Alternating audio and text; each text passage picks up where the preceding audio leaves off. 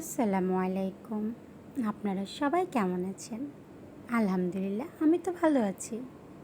তো এই মাছটা কার অঞ্চলে কী বলে অবশ্যই কমেন্ট বক্সে জানিয়ে দিবেন।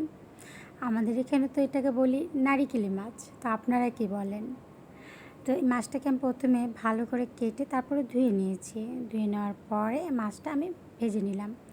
কারণ যে কোনো মাছই ভেজে নিলে ভালো লাগে, কাঁচা আমি খেতে পারি না। আর এই মাছটাতে একটু কাঁটা আছে, যার কারণে আমি ভালো করে এটাকে ভেজে নিয়েছি। এটাকে আমি একে একে করে সম্পূর্ণগুলো ভেজে নিচ্ছি। তো এই তো ভেজে নেওয়ার পরে আমি এটাকে কী দিয়ে রান্না করবো আজকে সেটা আপনারা দেখবেন।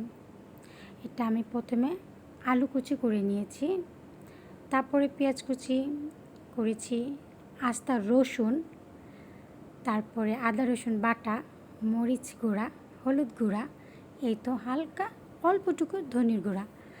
তারপরে এর মধ্যে আস্তা কালো জিরা আছে না, কালো জিরা দিয়ে দিবেন। দিয়ে ভালো করে হাতে মাখিয়ে নেবেন অল্পটুকু তেল দিয়ে। মাখানোর পরে সামান্যটুকু পানি দিতে হবে।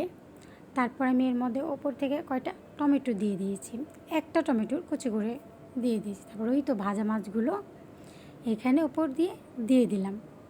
আমি এটা কাঁচাও রান্না করতে পারতাম, বাট ভাজা মাছ দিলে একটু ভালো লাগে। আপনারা এইভাবে কিন্তু বাসা অবশ্যই ট্রাই করবেন, এটা খেতে খুবই অসাধারণ হয়েছে। তারপর উপর দিয়ে 4-5টা কাঁচামরিচ দিয়ে দিয়েছি, ধনেপাতা দিয়ে দিলাম। দেওয়ার পরে ভালো করে ঢেকে দিলাম। এই তো আমার রেডি হয়ে গেছে, এখন রান্না শেষ। এটা পুরো পুরো করতে হবে, পুরো পুরো করলে তরকারিটা খুবই ভালো লাগে। আপনারা অবশ্যই এভাবে ট্রাই করবেন হাতে মেখে রান্না করা।